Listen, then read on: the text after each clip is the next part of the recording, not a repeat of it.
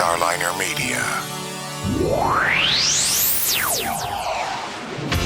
Starliner Media presents Music Night at the Majestic with your host, Michael Boswell. Brought to you by... Coordinating information on multiple signs and displays can be a big hassle. SDD presents Kiwi Sign, a digital signage controller that is not only easy to use, but cost effective. Imagine being able to control all your digital signage from one easy dashboard, whether from your phone, tablet, or computer, to anywhere in the world.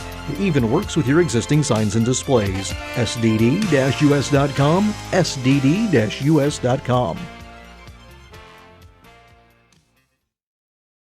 All right, it's time once again for Music Night at the Majestic. Tonight with me, Brian Scartocci. Brian, welcome to the show.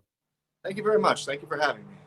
Hey, not a problem. We're glad to have you here. You know, there's been quite a buzz on social media about you, and that's how we found you, actually, because I'm a huge soul fan. And, you know, nowadays there is a lot of new soul music being recorded. However, most people don't get to hear about it. Yeah, because it's hard to break through if you aren't one of the, people doing the same basic sound that top 40 radio, if you will call it that, plays. It's really hard to break through. Certainly on any kind of large scale, I think that's true. But I guess that's the good thing about the internet and social media. If there's anything good left about social media, it would be that if you're into something, like you said, you're into soul music, you went searching for some, you can dig. It's not too many layers below the surface, and you can find some good stuff. Exactly. Now, tell me this. Now you grew up in Jersey, correct? Yes, sir. Now, in Jersey, young kids are pretty much issued Springsteen and Bon Jovi fan club cards. How did you wind up being so enamored and engulfed with soul music? Well, it actually, I think that had I not grown up in New Jersey, it may not have worked that way, because we had some oldies stations that were just top notch. Oldies 98, New Jersey 101.5, and they would play really good songs that weren't always just the hits. They'd play some good B-sides or hidden things. And it was just something that happened with me innately. I just gravitated towards it. Sam Cooke, I remember Cupid playing. I remember I had like a little, tape recorder, whatever a tiny kid would be allowed to have at that time. And I crawled up to the back of the car, my grandmother's car, and put the tape recorder to where the stereo, where I thought the sound was coming from. Tried to get Cupid so I could hear it when I got home. Also, the Drifters' Golden Hits was a huge influence. My mom just happened to buy that record when she was pregnant with me. I guess that's what she was into at the time. And that has stuck with me my entire life. My kids know that record. Still listen to those songs today. So just seeped in. You can't go wrong with Sam Cooke. Oh God, no! What a trailblazer. Yeah. In fact, was it in the? I don't know if you've seen. There's the new documentary Herb Alpert Is, and Herb talks about What a Wonderful World, which he and Lou Adler did the music for, and Sam did the lyrics. And he's got a great story about that song. Yeah, but I'd seen him. I believe it was in the Wrecking Crew documentary, where he was saying about how, with Sam, it was all about the emotion that he would bring to it. And he was talking about, for example, he brought him like the lyrics to Having a Party. Right. And he starts, reading, Herb and Lou, the lyrics for it. And, their response was basically, he's like, he's just sitting there describing what's going on in a room. Right. And then he sang it. And it was like, wow, Exactly. And so, yeah, I mean, absolutely. Now, you mentioned Cupid. What's another Sam Cooke song that just really knocks you out? These days? Oh, man. Sam Cooke is somebody I've been listening to the entirety of my life. So I kind of know the whole catalog, but there's certain ones that'll always hit me, soothe me, always gets me. So simple. See, Sam Cooke could get away with so much. Like you said, I mean, the lyrics to some of those songs, so simple, or, it would almost be, in any other hands, might be no good at all. But if you're Sam Cooke, you can make it happen. So Oh, exactly. just as simple as Soothe Me, which is the piano just the whole time. They're just but Sam carries it. There's a song called That's Where It's At. Just to me, that's blueprints for soul music. Sam Cooke, his fingerprints are all over the blueprints for soul. You know, there's Ray Charles, there's James Brown, any number of gospel acts, Mahalia Jackson. But exactly, Sam Cooke brought such a fun lightness to it. Sam Cooke brought a fun poppy, lightness to soul music where, sometimes it can get a little heavy, which Sam could do too. But some of those songs just, I dare you to be in a good mood after 2 or 3, or in a bad mood. I dare you to stay in a bad mood after listening to 2 or 3. You can't. Yeah. In fact, I think that, if Sam's music was played everywhere, nobody would be in a bad mood ever. It's medicine. I mean, it's just, it's dopamine. It's a rush. It's even the hardest heart can. Oh, exactly. And the thing is, you can feel it. And that's the key, because it's sincere. And sincerity is one of the keys to soul music, period. It might be the biggest. Actually, any music. But sure. There's some forms in all kinds of music. I mean, soul doesn't have to mean it's got a certain melody or certain arrangements and stuff. It's soul is your connection to the feel of it. And Sam Cooke's music speaks directly to your spirit. You don't have to speak English to be able to feel that. Exactly. Well, we just did an episode with T. Graham Brown, who is considered a country singer, but he is a soul singer in the country vein. Right. Yeah. I mean, that's absolutely legitimate. I mean, He Stopped Loving Her Today might be the most soulful song ever written. Exactly. Now tell me this, you gravitated to soul at an early age, but were you into other things as well? And if so, who? Other styles of music? Yes. Is there any artists where you were really into those people? Like a new album came out and you had to have it right away type deal? It's been a few constants in my life. Sam Cooke is always there. The Drifters have always stayed with me. David Ruffin, who led the Temptations during their classic years, their original hits. David Ruffin I put him high on the pedestal of people that have paved the way for me. Absolutely. I mean, I listening to David Ruffin in my teen years, his solo stuff, his stuff with the Temptations. That's what really made me put the spark in my mind that I should try this. This is something I could do.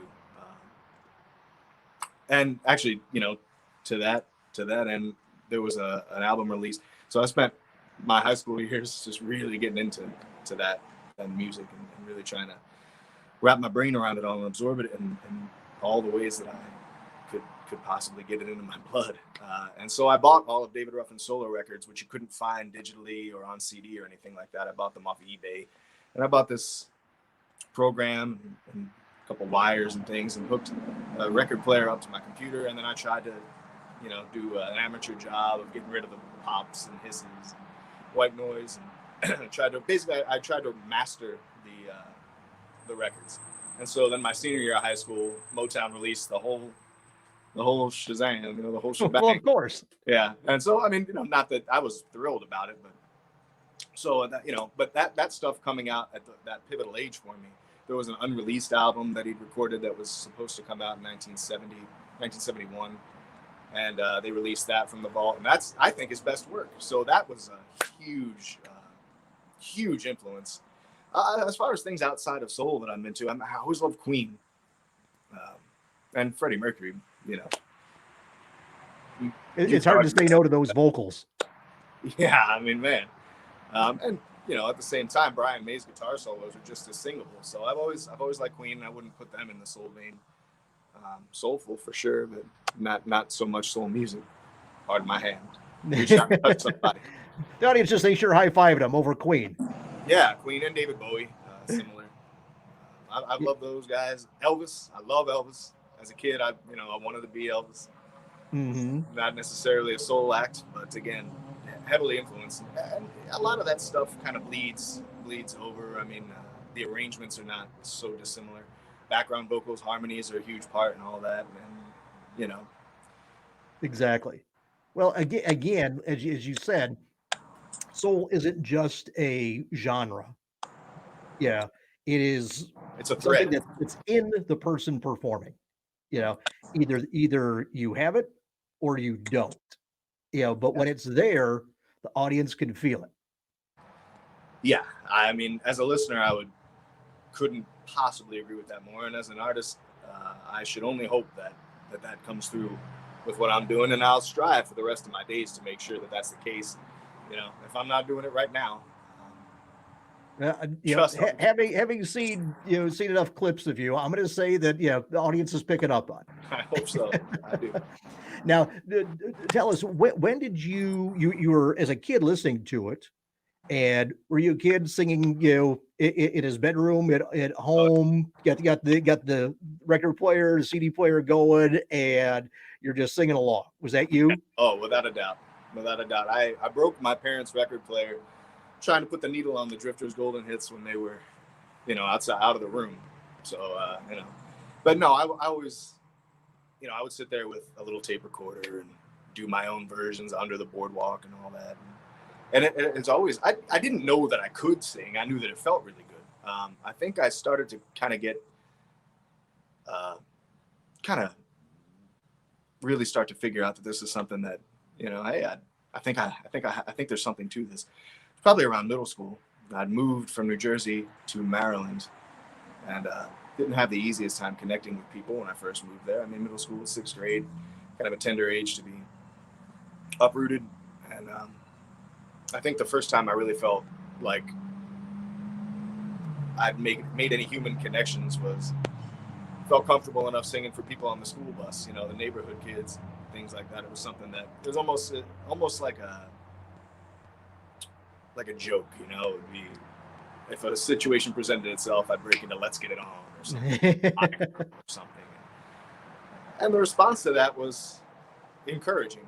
It kind of, because at that point, I'm sure that I felt like, well, this sounds good to me. I don't know, but that was the first, the litmus test, that was my first audience. Yeah. Well, when did you know this is what you wanted to do? That was high school. That was probably sophomore or senior year. And again, a lot of it was really getting into David Ruffin's voice and his music at that time. Something about the way he sang, there was a roughness to it. As great a singer as he was, a lot of it sounded so unpolished, sounded guttural, almost like he just found his way into a recording studio and just had to, like it was a confessional, like he was in the confession booth. And I think something about how just the honesty in it, just something, and again, the lyrics, not all of them are great, but he convinced me. And so I think that was really what David Ruffin's music is, what kind of put me on the path. Sam Cooke, of course, too, but I think David Ruffin was the one to kind of show me that what is there to lose? I'm young. Yeah. I've got a feeling for this. And it wasn't long after that I was all wrapped up in my high school sweetheart, and I decided to make her as a Christmas present, get a bunch of karaoke songs and bought a computer microphone, one of them old jobs. It was like a long, thin wire with, just the cheapest, whatever I could get in high school. Right. You work with what you can. Yeah. It was just, just doing what I could to get the job done. And I recorded a little album and gave it to her as a Christmas present. And that project, I think, too, was, I sure had fun with it, and I was proud of the end result. So it was all right there at the end of high school, and I didn't know what else I was going to do. It seemed like that was the deal for me. And a couple of years later, I found myself in Austin, Texas, and I think that's good fortune. I didn't come here to make music. I came here to be a father, but I found myself here, and ample opportunity to make music in Austin, Texas, thankfully. Austin's a little bit of a music town. It has been. I hope that it can hold it together. Even now, Austin's a music town. Austin always was. Austin always will be a music town. And God Yeah. bless it for it. It's what Austin has to give to the world. I think for the most part is live music and music in general. There's a feeling here as an artist. There's a lot of kindred spirits around, and they can't take that away. They can't price us out of that. We'll find our way to. Humanity always finds a way to survive. I think it's too strong to stifle.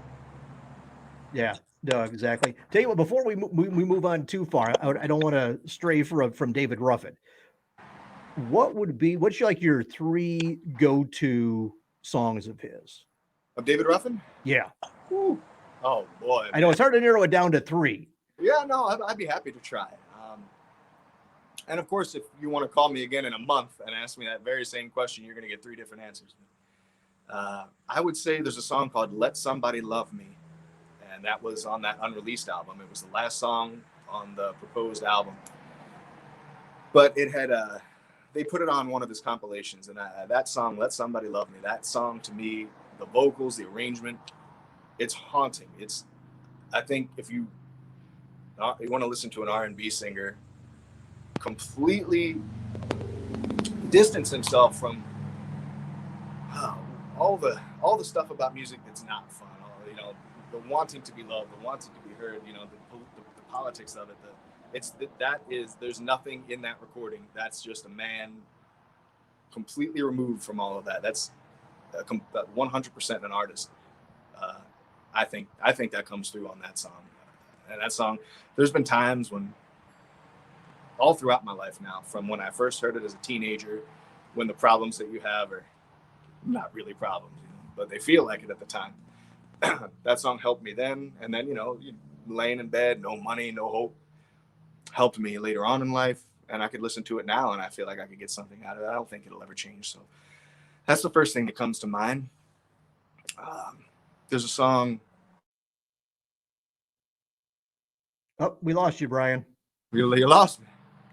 I'm back. But you're back. I'm back. I was never going to leave too long. Let's see.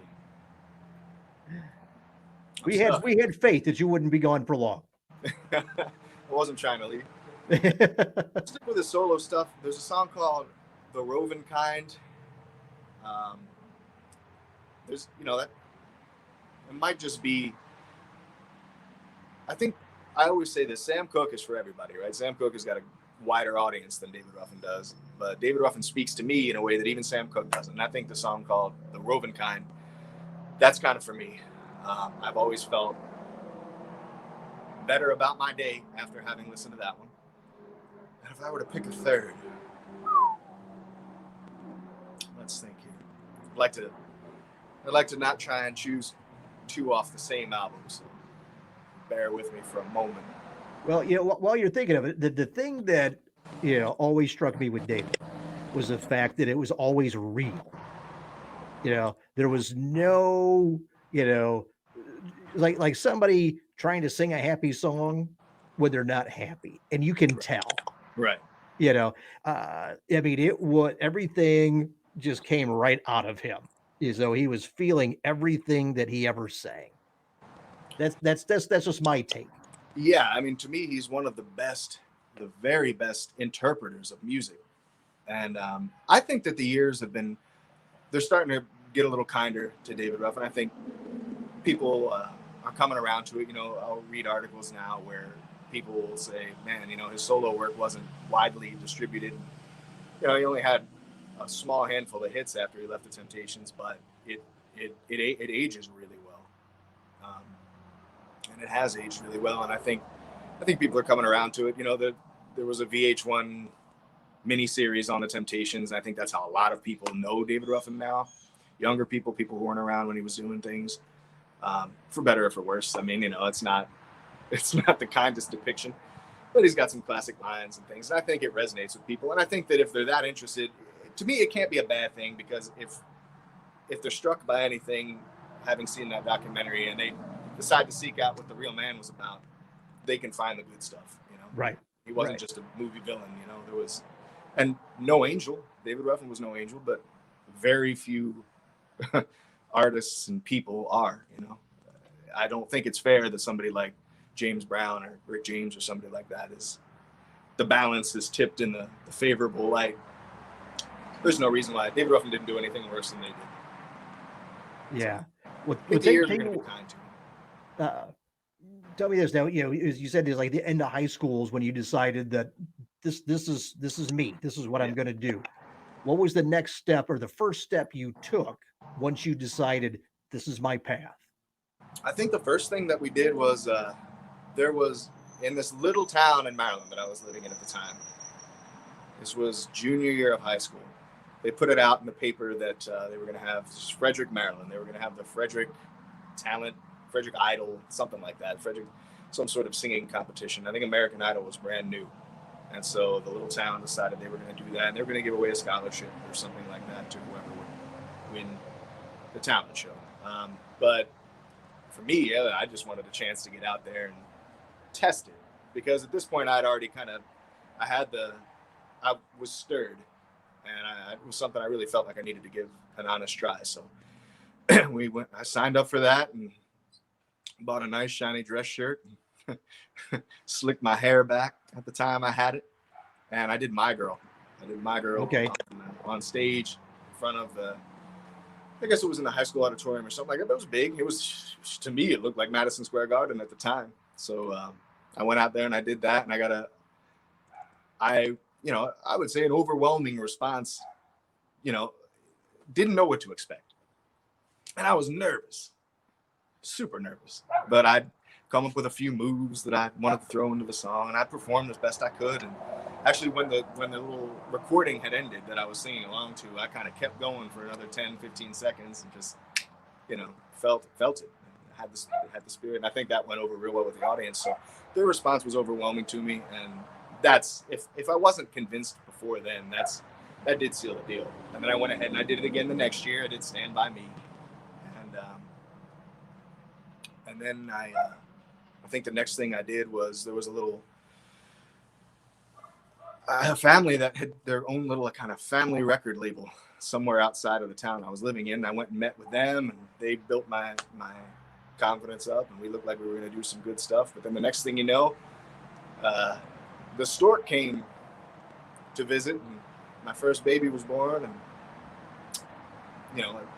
that was happening out here in Austin. So I was brought to Austin. And from there, were you in any bands after that?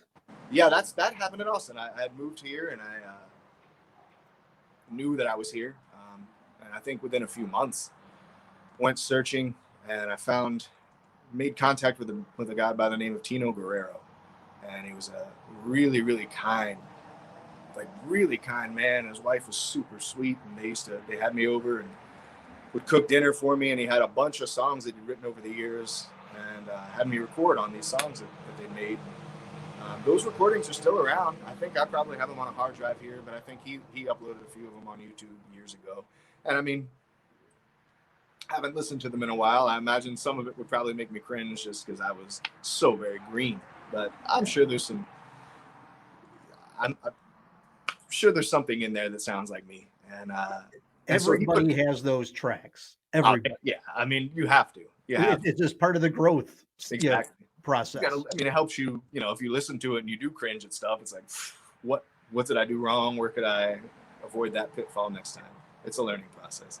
But it also makes you feel good when it gives you something to benchmark your progress as a performer, For sure. Yeah, I mean, everything that you lay down and then you come back to will either push you further along the way or convince you that maybe I was wrong. And I don't feel like I was wrong yet, so I'm going to keep laying things down. Yeah.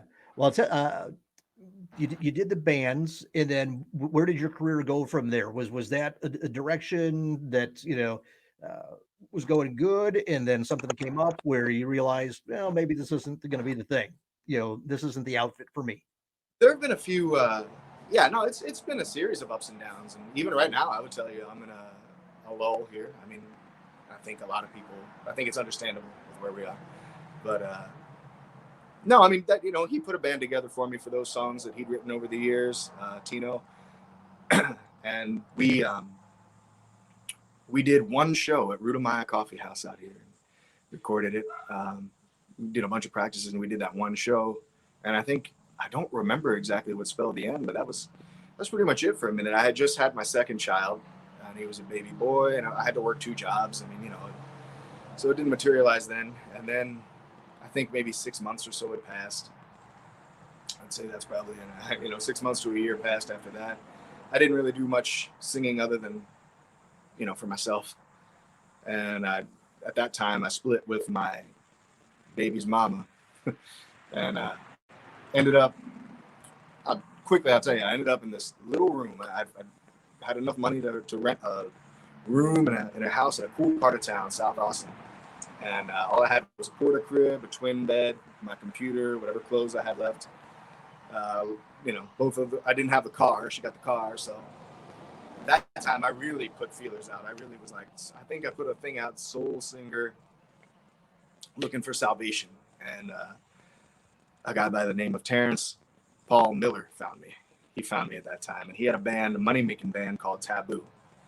They've been around for years. They needed a new lead singer. They had just lost theirs. And he called me on the phone, set up a phone meeting or whatever. He's like, well, hey, man, do you know Ain't Too Proud to Beg? And I said, well, my son is named Ruffin. I know Ain't Too Proud to Beg. He's like, can you sing a little bit of it? I know you want to leave me, but I refuse to let you go. He said, all right, you're hired.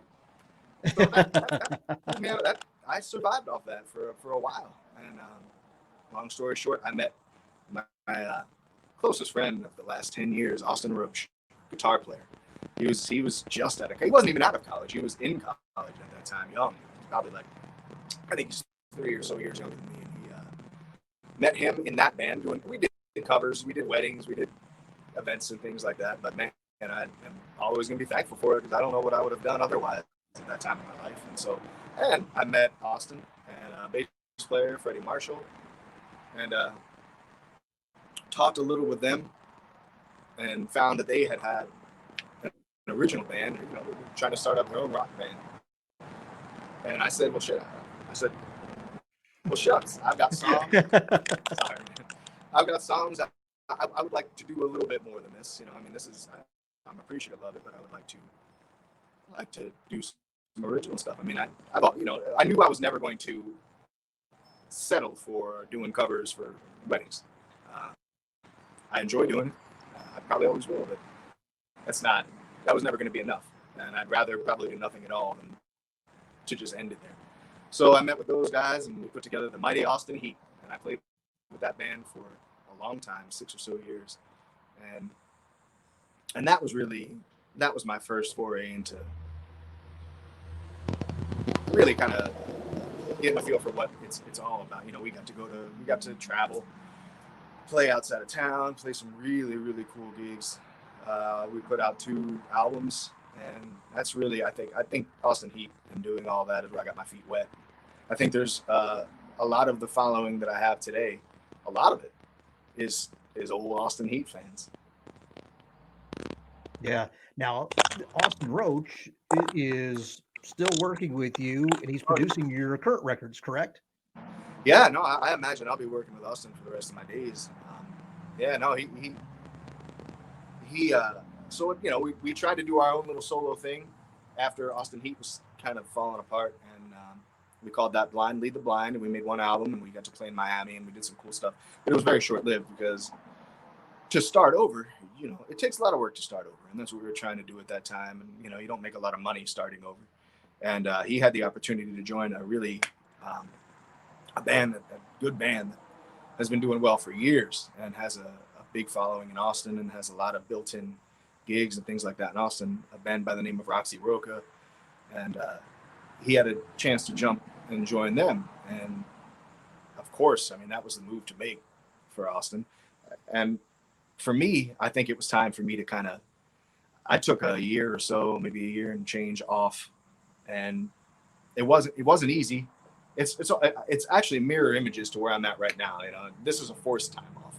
At that time, it was more of I need to cleanse my soul a little bit and kind of take a step back, figure out who it is I am, who I'm really trying to.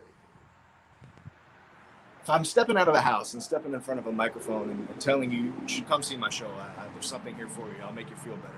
I need to know who it is that you're looking at. I need to know who it is that's stepping out on that stage. And at that point, after Blind Lead the Blind, I lost a little bit of that, and I needed to find it. And so I did.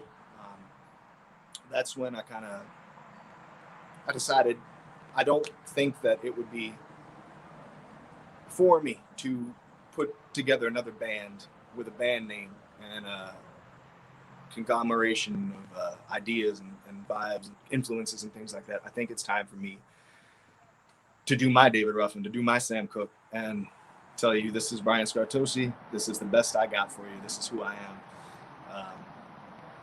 And so that's when I put together, and that's when, I met with Austin a few times and said, look, I got this song, Days of Glory. We got Just Peachy. And so he would help me structure those songs. I would sing it, and it was like, all right, well, we could go to this chord, we can go to that chord. So Austin, and that's been his role with me for as long as we've known each other, 10 years.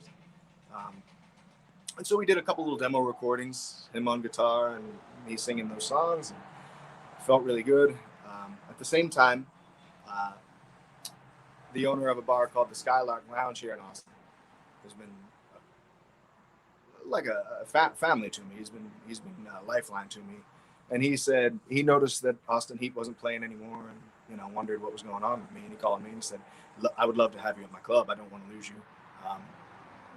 Tell you what, we can meet every Tuesday and we'll come up with a plan. And so for the longest time we met every Tuesday, and he would kind of listen to all of the stuff I had to say. Why don't I feel like myself? Why do I feel like it's better to step away than to just, and he helped me kind of just, basically it was like musical therapy for me, just talking to him. And I actually met my girlfriend at those meetings, and she was working as an assistant to him. That was a really great time for me. As hard as it was to not be performing and to not have an avenue and to have all this getting kind of pent up frustration. I want to sing. I want to be out in front of crowds.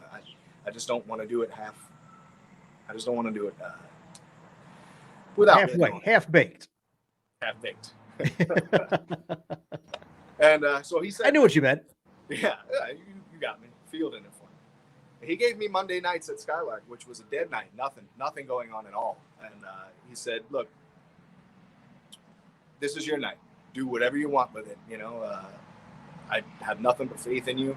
There's nowhere to go but up. There's nothing going on this night. We're not making any money. And so for the next, September, October, November, January, February, March, 5-6 months, I did that gig without a band. We called it the Monday Night Social Club, which meant, we wanted musicians to show up and just kind of hash it out. And it wasn't always easy, man. There was a lot of nights that were difficult because I'm up there and I'm trying my best to kind of lead musicians that I've never met before, that I've never met before. And there were a few that would stick around, and there were some guys that really helped me out. I mean, there's some guys that showed up every week, and without them, I mean, it would have been harder than it was, that's for sure. But I remember the first week, or maybe the second week, it was just the band, the bartender, and I ordered a pizza, and we all ate it on stage. I mean, it was just, that's the way it was for a little while. But slowly, people could see that even if things weren't tight, I mean, I was giving it up there because I was at that point where I knew exactly who I wanted to be.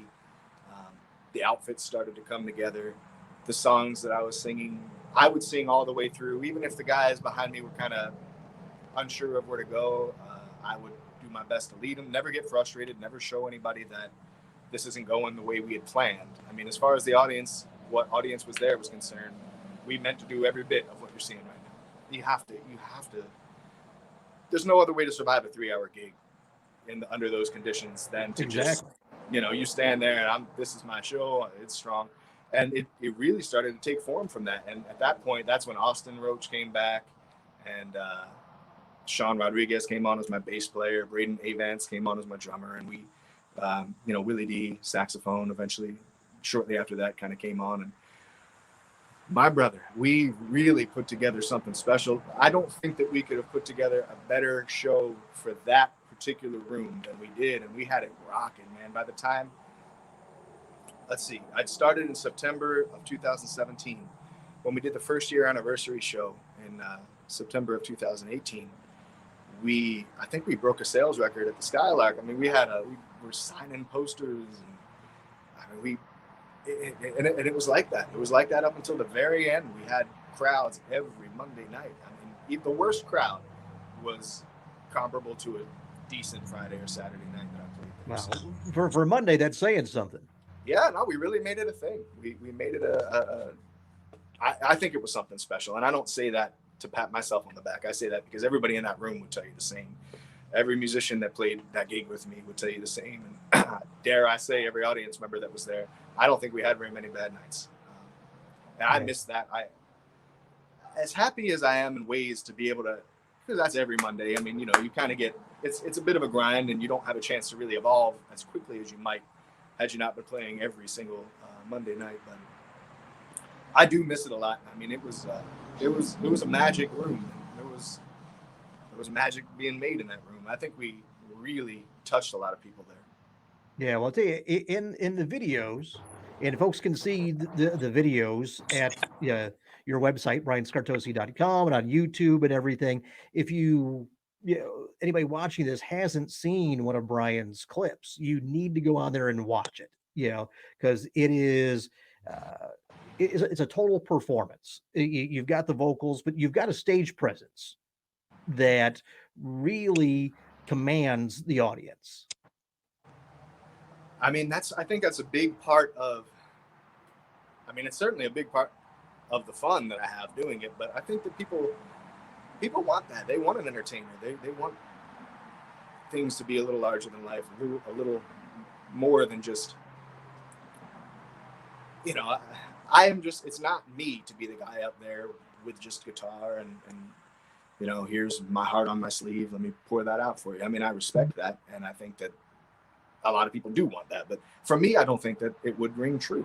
I think for me, I found that that's what I was looking for all those years with the bands, is that I need to stand there and be able to hit a spin when I feel like hitting a spin, and, drop to my knees if I feel like I got to drop to my knees. Get up on the table. Actually, I'm still dealing with it. I used to get up on the table all the time and, grab an audience member by the hand. And one of them nights I jumped flat-footed in dress shoes off of that. I think some vertebrae are still mad at me about that. Yeah, I would think. Yeah. Just wait till you do that another 30 years. I certainly hope, man, I'll deal with the pain if I get to do it another 30 years. But I get a lot out of performing, and if the audience wasn't right there with me, I might not get as animated as I do. But it's a symbiotic relationship. It was working. Well, I was just gonna say, there's a direct correlation, because the audience feeds off the performer, and the performer feeds off the audience. Yeah. And when you can feel it, they can feel it, and when they feel it, you can feel it. So, and when those two entities are in sync, it's a beautiful thing. Yeah, I mean, it can get to a fever pitch. There's been some moments on stage and off that it's just it's a different kind of feeling. I think it's its own religion. It's a chance to tap into something that's really pretty far removed from the mundane. Yeah. Now, one thing that we skipped over in unintentionally, the conversation just kind of takes its own course, but I'd read that you were on The Voice. Certainly, yeah. Yeah. Now, what was that experience like? You talk about, going to the high school gym in Maryland for that first one. What was it like walking, into this big NBC production?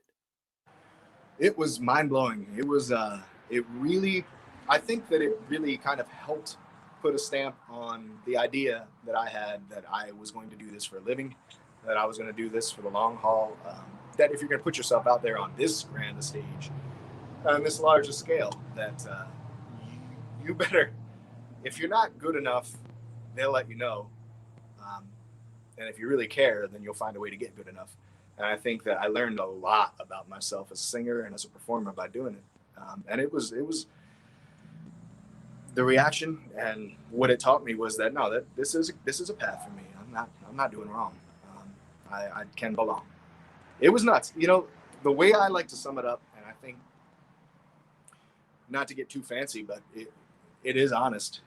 The closest thing I ever experienced in my life to the moments before I got out on the stage that day was skydiving. I remember, I mean, in both instances, I'm looking down at my feet and, you know, behind the curtain at the Voice, I'm doing a little pacing and I'm looking out and I see the crowd and I see the chairs and I see all that. Skydiving, you're up in a plane. There's the clouds. You can kind of make out the ground and your toes are over the edge of it. And you're just looking at your toes and you're just waiting on them to say jump. And in both instances, they say jump. You walk out and you look at the crowd or you jump off the plane and there you are. And I mean, one way or the other, you're going to hit the ground. You're going to come down from this. I mean, you might as well enjoy it, make the most of it, let yourself loose a little bit. It's, I think those two experiences in my life are bookends. It really feels, in a lot of ways, oddly enough, very similar. Yeah. Well, to tell you what, we are actually well past our 30 minutes here, believe it or not. So why don't you tell everybody where they can get your music? As I said, they need to go to your website. You get the details there. Yeah, check you out on YouTube. Give everybody the details on stuff. Sure. Well, brianscartocci.com is kind of a hub for all of it.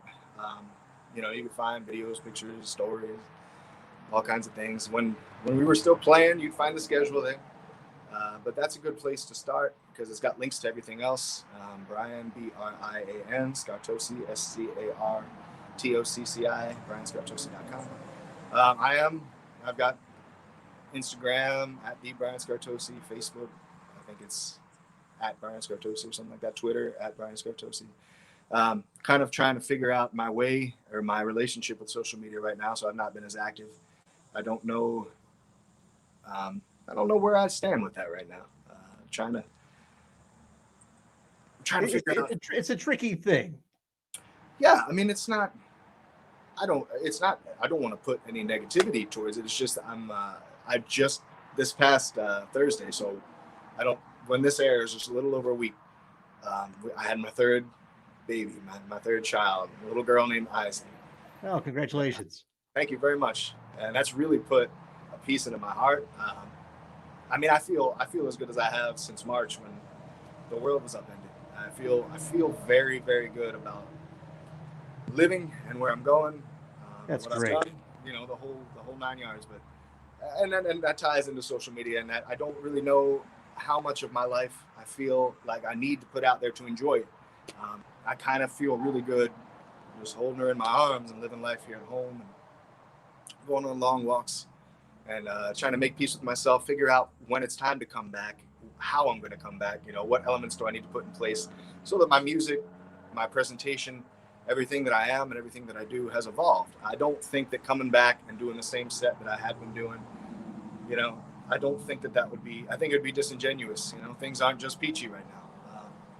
And so social media, I'll be back, but I don't know how. It might be a once a week kind of thing where I check up on that, but you should still find me there. And in the meantime, everything that I've done is up on YouTube. It's up on my website. It's out there to be found. Yeah. I hope you do find it. And I hope that if you dig it, that you'll be looking forward to seeing where this quarantine and everything has taken me, because when I come back, it's going to be stronger than it was before. It's not going to be the same. It's going to be better. Yeah, we'll tell you, we actually planned on, playing, including Sweet Funky Nonsense within the show. But tell you what we'll do is we will link to it on the Music Night at the Majestic Facebook page, and we'll have it. In fact, you know what we'll do? We'll make it the song of the day. The day that this airs, that will be the song of the day. How's that, Brian? Too good to me, Michael. Too good to me. That's sweet. I like it. So, all right. Well, tell you what, on that note, I want to say, thank you, Brian, for taking time out of your schedule to join us here on Music Night. Everybody, please go to Brian's website, as he said, brianscartocci.com. We've had it across the bottom of the screen, throughout the show. Check out his YouTube. You will not be disappointed in his performance. Really good stuff, Brian. So thank you very much. Thank you. My pleasure. Thank you for having me. All right, everybody, have a good night. Thank you. This has been Music Night at the Majestic with Michael Boswell.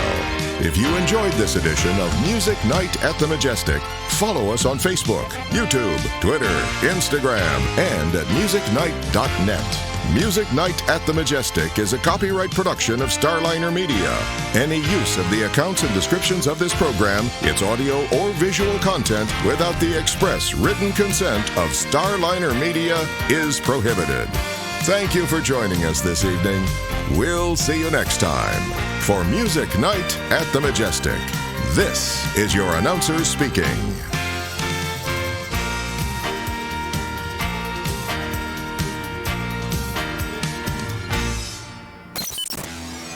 Starliner Media.